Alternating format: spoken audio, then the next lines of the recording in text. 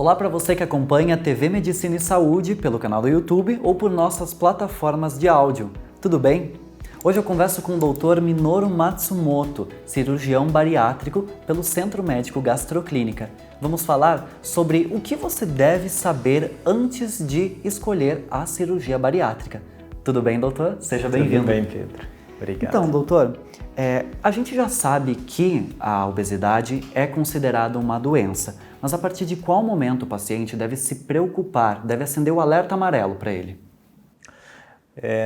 Assim, Pedro, toda vez que a gente começa a perceber um aumento de peso anormal, a gente mantém lá uma estabilidade, né? Por exemplo, digamos assim, a pessoa tem 70 quilos e ela começa a perceber que esse peso ele está aumentando gradativamente.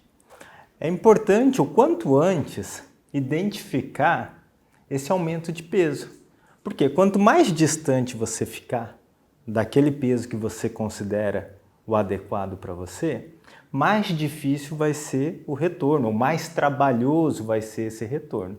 Então, toda vez que a gente identifica um aumento de peso, de certa forma que você não está conseguindo controlar, é importante, o mais precoce possível, a busca por uma ajuda. Quando a gente fala na escolha da bariátrica, existem sempre critérios, seja do próprio plano de saúde, seja da própria indicação do doutor que avalia a pessoa. Quais critérios são esses, doutor? Os convênios, né? Falar primeiro da parte do convênio, eles sempre levam em consideração critérios técnicos, né? Então seria uma obesidade grau 3 ou IMC acima de 40, ou obesidade grau 2 associado a comorbidades. Comorbidades são doenças associadas. Diabetes, pressão alta, colesterol, triglicerídeo, apneia do sono, artropatias, né, doenças articulares que comprometem, causam dor, comprometem mobilidade, ou alguns problemas cardíacos relacionados à obesidade. Então esses seriam basicamente os critérios iniciais para a indicação da cirurgia bariátrica. O que mais que o convênio pode exigir desse paciente candidato à cirurgia bariátrica? Falha de tratamento clínico. Ele já ter tentado de outras formas, as outras formas de emagrecimento. Dieta, mudança de estilo de vida, eventualmente uma medicação. Né?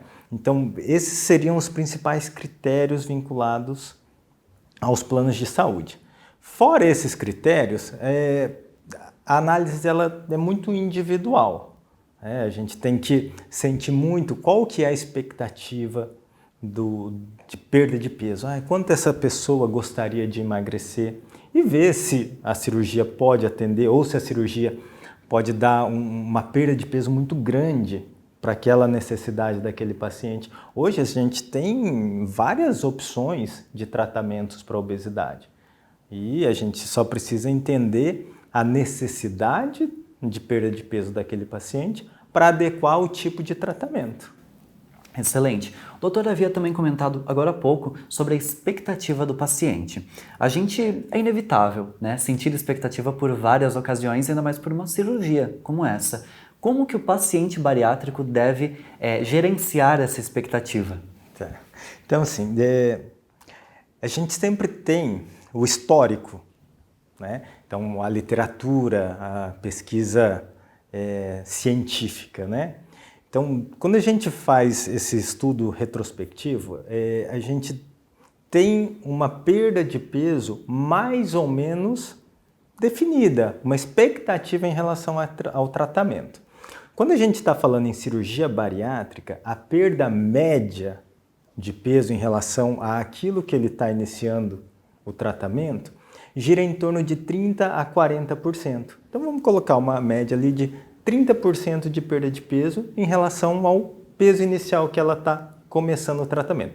Então, um exemplo, uma pessoa que está lá com mais ou menos 100 quilos e ela pretende fazer a cirurgia. Qual é a expectativa de peso final para essa pessoa? Ela vai girar em torno de 65 quilos, ela vai emagrecer em torno de 35 quilos. Isso é muito variável, algumas pessoas vão emagrecer mais, outras menos, e aí isso depende muito da individualidade, né, do metabolismo de cada um e da dedicação, do comprometimento com mudanças comportamentais, com alimentação mais adequada. Por isso, de todo esse acompanhamento multiprofissional que a cirurgia bariátrica envolve, né? A gente fala de nutricionista, psicólogo, educador físico, né? Fisioterapeuta, personal, tudo isso para garantir um resultado melhor, tanto no pós-operatório precoce, quanto no acompanhamento a longo prazo. A gente sabe que aqueles pacientes que têm um melhor acompanhamento por equipe multidisciplinar são as que costumam ter melhores resultados em relação à perda de peso e melhores resultados de manutenção a longo prazo, né? Esse acompanhamento também faz com que a gente possa fazer uma vigilância melhor em relação a questões de desnutrição proteica, né, deficiências de vitamina. Tudo isso é importante, essa equipe multidisciplinar, no processo da cirurgia bariátrica. Doutor, como a gente comentou lá no início, ainda sobre os critérios, sobre IMC, um paciente que não atingiu o IMC 40, ele pode desejar fazer a bariátrica? Como que funciona? É uma avaliação individual que você vai fazer nesse caso? Sim, exatamente isso, né, Pedro? Então, digamos assim, a gente tem um paciente que vai ter lá 1,65 m e ele tenha 90, 95 quilos. Esse paciente vai estar lá com o IMC algo em torno de 35. Seria um absurdo a gente indicar cirurgia bariátrica para esse paciente, visto que ele já tenha tentado dietas, medicamentos, atividade física e o resultado sempre insuficiente? Se a gente for ver, mesmo que ele não tenha doença associada, então ele acaba não preenchendo aquele critério que a gente comentou anteriormente. Mas a gente sabe que dentro daquela expectativa, em termos de perda de peso, um paciente com 90, 95 quilos, a gente está falando em uma perda em torno de 30 quilos. Então, essa pessoa vai para 60, 65 quilos. Com 1,65 m, me parece um resultado bastante satisfatório. Diferente, se a gente tivesse um paciente com, 75 quilos e 1,60 m, e a gente falar em 30% de perda de peso, 30, 35% de perda de peso, a gente está falando em 25 quilos para essa pessoa. Ela iria para 50 quilos. Então, nessa situação, provavelmente a cirurgia bariátrica não faria tanto sentido para essa pessoa. Mas aquela que, dentro dessa expectativa média que a gente comentou, de perda em torno de 35% do peso inicial, se o resultado final, com menos esses 35%, for um peso adequado, de forma alguma seria um absurdo a gente considerar cirurgia, né? Desde que, isso que a gente falou, ela já tenha tentado todas as outras opções não cirúrgicas. É importante a gente enfatizar que a falha dos tratamentos é importante antes da gente considerar a cirurgia bariátrica. Muito bem. Doutor, quando a gente fala em mudança de hábito, até onde que ela tem esse poder de influenciar justamente na bariátrica? A mudança comportamental, ela é muito abrangente, né? Quando a gente fala em mudança comportamental, a gente está falando em mudança de estilo de vida. Para as pessoas mais jovens, qual é o estilo de vida? Será que caminhar, andar de bicicleta é um hábito? Provavelmente para essas pessoas, desde muito novos, eles não tiveram isso como uma coisa comum. Pessoas acima dos 35, 40 anos viveram uma realidade diferente. Na época em que o deslocamento era muito físico.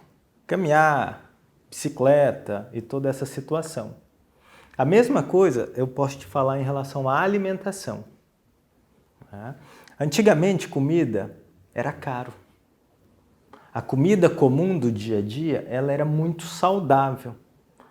É muito comum a gente ouvir das pessoas que Na época da infância deles, o dia da semana que tinha uma refeição melhor, o dia que tinha uma comida gostosa, era o almoço de domingo. Durante a semana, era uma alimentação mais simples. O básico, muita verdura, muita fruta, legumes. A proteína, a carne era muito caro, então não era algo que fazia parte do dia a dia dessas pessoas. Então, quando a gente tem uma comida, digamos, menos saborosa, a tendência nossa é que eu coma menos, coma uma quantidade menor. Nos últimos 20, 30 anos, comida tem se tornado algo muito acessível. Agora com esses aplicativos de comida, então, nem se fala, né? E ao mesmo tempo, a gente ganhou comodidade. Nosso deslocamento hoje é sempre motorizado. Então, a gente vive uma realidade em que acesso à comida calórica, né, é extremamente acessível e a gente ficou acomodado. Nosso deslocamento é físico. Passamos a comer bastante e a gastar pouco. Essa mudança comportamental, ela foi acontecendo ao longo desses 20, 30 anos. A instalação dela é muito lenta. Então, não percebo no meu dia a dia essa mudança. Ela vai acontecendo de forma muito gradativa. E aí, quando a gente faz uma foto do atual e de 20, 30 anos atrás, aí que a gente percebe a diferença. Então, o nosso estilo de vida hoje, ele não é e longe de ser saudável. A gente come mal, em termos de qualidade, né? Eu diria para você que a gente come muito gostoso hoje e com pouca qualidade. Então, nosso estilo de vida hoje não pode ser considerado adequado para a maioria de nós. Algumas pessoas mantêm hábitos saudáveis, têm uma alimentação adequada na maioria dos dias da semana, fazem atividade física rotineiramente, diria para você até diariamente. E é isso que a gente precisa entender. Um estilo de vida saudável, ele não é só para quem precisa perder peso. Eu acho que a gente precisa entender que isso é o mínimo necessário que todos deveríamos ter. Eu não posso olhar para o Pedro e falar, nossa, como o Pedro é abençoado, olha, ele é magrinho, né? Não, eu tenho que imaginar que a grande maioria das pessoas que conseguem controlar peso é porque estão conseguindo manter um estilo de vida saudável. Então, o estilo de vida saudável, ele é o mínimo necessário que a gente deveria ter. E entender que o estilo de vida saudável me ajuda muito mais a prevenir a obesidade do que resolver o problema de uma grande obesidade. Então, voltando naquele assunto da expectativa. Qual é a minha expectativa de perda de peso com mudanças comportamentais? Alimentação saudável e um estilo de vida saudável. Isso não é opinião do Minoro. Não, isso é resultado de literatura. Quando a gente fala em resultado de tratamento clínico, a gente está falando em até 10% de perda de peso. Então, uma pessoa com 100 quilos que começa a ter uma alimentação melhor e um estilo de vida mais saudável, a expectativa média que essa pessoa tem que ter gira algo de 5 a 10 quilos. Não é falha de tratamento. Até porque, assim, vou te dar um exemplo que eu acho que é muito útil. Se comer direito e fazer exercício fosse eficiente para emagrecer 30, 40 quilos, resolver o problema daquele grande obeso, o que deveria acontecer com o Pedro comendo saudável e fazendo exercício? Ele também deveria perder 30, 40% do peso. E a gente sabe que não acontece isso. Que as pessoas que têm um estilo de vida saudável, eles conseguem controlar muito bem o peso. Quando eles abandonam esse estilo de vida, eles voltam, eles ganham um pouco de peso. Quando eles retomam, eles emagrecem um pouco e tendem à estabilidade. Então, acho que a grande lição é entender que o estilo de vida saudável ele é necessário para todos, independente se está obeso, se está com peso ideal, independente de qualquer situação. Olha só, gente, que perspectiva interessante. Gostou do tema do vídeo de hoje? Gostou do programa? Então não deixe de seguir o Dr. Minoru no Instagram. Ele está lá como @MinoruMatsumoto. Também não se esqueça de seguir o Centro Médico Gastroclínica em @gastrocascavel e, claro, @TV Medicina e Saúde para nos acompanhar. Também não deixe de acompanhar o nosso canal do YouTube e nossas plataformas de áudio. Curta esse vídeo e se inscreva no nosso canal. O telefone para mais informações é 45 2101 7700, que também é o WhatsApp, não é mesmo, doutor? Isso aí. Doutor Minoru, muito obrigado pela presença. Tenho certeza que todo mundo vai aproveitar muito esse nosso papo. Isso aí. Obrigado, Pedro, e até uma próxima vez. Isso aí, gente. Obrigado pela companhia. Até mais. Tchau, tchau.